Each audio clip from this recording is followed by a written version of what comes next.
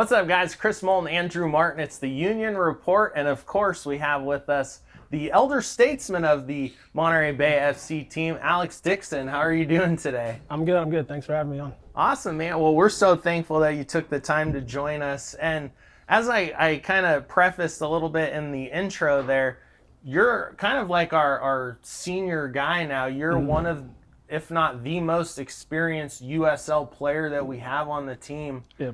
What does that feel like for you? I don't really think it's like too big of a deal for me. I've been playing for a long time, so I'm just trying to pass on any insight that I have to the younger guys around the team. Try to keep everybody in line, let us know what there is to expect for the season. It's going to be a long year, and I'm just trying to give the guys any kind of help that they need. Like you said, I've been around for a while, so I kind of know what to expect, and I'm just trying to be here to lend a guiding hand whenever the boys need, and obviously stay fit and do my part on the field as well. Outstanding. Andrew, you have a question? Yeah, kind of in line with that, as your career has gone on, what are some things that you've done to kind of to change as you've gone along in your career in terms of, as you get older, maybe you do training differently or things on the field differently? Is there anything like that you can kind of tap into? I think it's a lot more tactical how I play now. Like obviously, athleticism and everything kind of diminishes as you get older.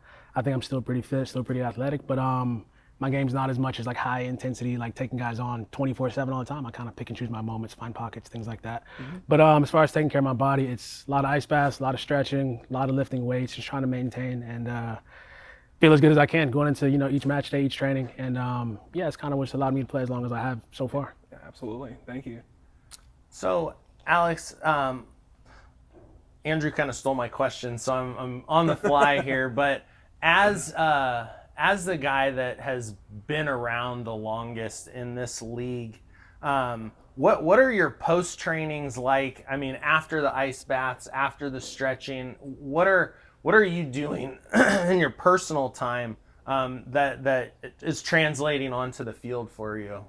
Like I said, I watch a lot of video, so I go home and whenever we have a matchup, say we're playing San Antonio for the first game, I'll go back and watch how they played the last few matches, see who I'm matching up against that weekend, and just try to have a little leg up going into those battles. So I think as you get older, you kind of find those little moments to where you can get that little 10% better. So personally for me, it's watching a lot of video, seeing who I'm matching up against, and just kind of doing those things. Obviously, like I said, taking care of the body is a big deal for me. And spend a decent amount of time doing that, decent amount of time watching video every day. But my days start early and end relatively early for the most part as well. So it's just it, trying to build a consistent routine, eating well, obviously, and hydrating, taking care of the body. It's the biggest thing. And a follow-on to that, as you grow in your routines and everything, can you envision yourself ever perhaps transitioning to a coaching role with the knowledge that you've gained over so many years and developed skills that you could pass on? Is that something that you've considered, coaching? Yeah, definitely. I think most guys that play kind of consider going into coaching or trying to stay involved in soccer in some form or fashion. So that's something I'm kind of looking at right now because obviously I can't play forever. So that's debatable. Yeah, I mean I can, but my wife will have something to say about that. So I'm just trying to. I think I do have a lot of knowledge to pass on, and just trying to find the right fit and situation to be in to be able to do that once the career comes to a close. Very cool. Andrew? Yeah, I've got a little bit of a two-parter. The first is when you were growing up or before you started your professional career, who's a player that you really enjoyed following or even emulated? My favorite player of all time is Thierry Henry. So I watched him like religiously.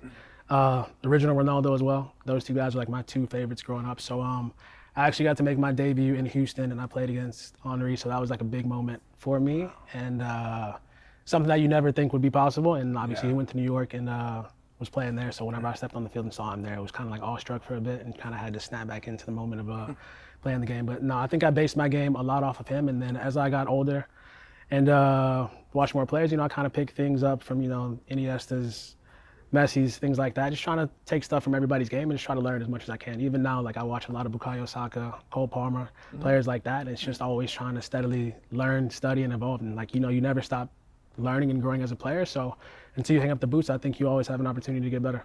Absolutely. And you may have already answered my follow-up question, which was, from your career, is there a particular moment or a personal achievement that's your favorite? Is it playing against Henry in the first season, or is it something different? Not any. I mean, obviously winning the championship in Rochester 2015. That's kind of like that's a massive team goal. But I've kind of enjoyed everything along the way. Like, there's not anything that particularly stands out to me above everything else. Obviously, the Henry thing was huge at the time. But no, like I've tried to just enjoy every game, every moment, and soak it all in, because it is something that doesn't last forever. So yeah, just trying to enjoy it. I've enjoyed playing against my old teammates that I've shared the pitch with and have friends around the league. So like I take those in, try to trade jerseys after games and everything, so I can keep those memories going with me whenever I'm done. Absolutely. And I'll jump in with one more question before I forget it. You had referenced earlier your family, and I know you have small children. Are you looking forward to kind of passing along the family biz to them, if they're interested in it? Yeah, if they're interested, obviously I have a lot to give. I'm not going to be that pushy dad that's trying to make them play soccer. But I mean, yeah, if my two boys, if they want to lace up the boots and get out there, I'm ready and like able to go. Whenever they want to, or however much they want to train, that's going to be what I want to do. But yeah, I have a lot to give to them. So if they choose to go that route, obviously I will love it. But if not, then I'll be all in with that as well. Awesome. Well, from my own experience playing college baseball, and my son, he's playing baseball now, as he was young, and now he's in high school, but you'll never know as much as they know. Mm-hmm. They know it all, trust me. They're like, what are you talking about, Dad? We don't do that. Mm-hmm. But speaking of Thierry Henry, he did a little bit of both. He coached the French youth national team, I think, most recently, and then also obviously does the Champions League show on CBS. Have you ever considered television as a possible avenue for your wealth of knowledge of the beautiful game? I don't really like the camera stuff too much. I'm not too involved with like social media and everything like that. Like I said, I think I do provide like a pretty good insight into the game. Maybe it'd be something where I'm just on the radio or something like that if I did go that route. But yeah, I don't know. It's still got to weigh the options and see what makes the most sense whenever that time comes. Nice. Andrew, anything else? I guess for my last question, just kind of an offbeat question. So during your career in USL Championship, you've obviously played as either a home player or a road player in a lot of stadiums. What, from your experience, is the most difficult place to play in, city or stadium-wise, for whatever reason that is? It kind of depends on the time of the year. I think going to Tampa, kind of whenever it's hot, is always difficult. They kind of just lose 10 pounds after the if you're going there anytime between May and September, like it's gonna be a hard game. Phoenix as well. Whenever Salt Lake was in the championship as well, that was a tough one to go because of the altitude. Obviously Colorado Springs, but for me, like if you're in the heat, it makes it a little bit easier to transition, where obviously it's not as hot out here. Whenever we do go to those hotter climates, it makes it a little bit more difficult. So there, Phoenix, San Antonio, Vegas, those are always tough games. Okay.